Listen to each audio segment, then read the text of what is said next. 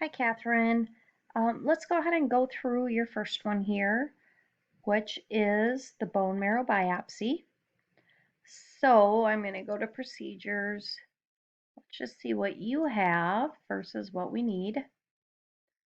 So the correct answer is 07, and then we have D, which is extraction, which you have, and then we have R,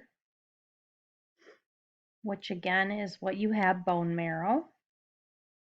Okay, so then we go to 3. Let's go back up here, percutaneous, which you have. Z, and I am thinking you must have maybe had a typo. It should be an X. I'm not sure where you got that 6 from. So unfortunately, you won't get a point for that.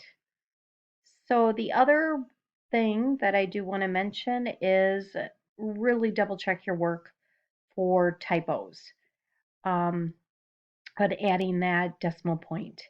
I've had a few other students, and this is advanced coding class. In the syllabus, it does state that you will not get any points.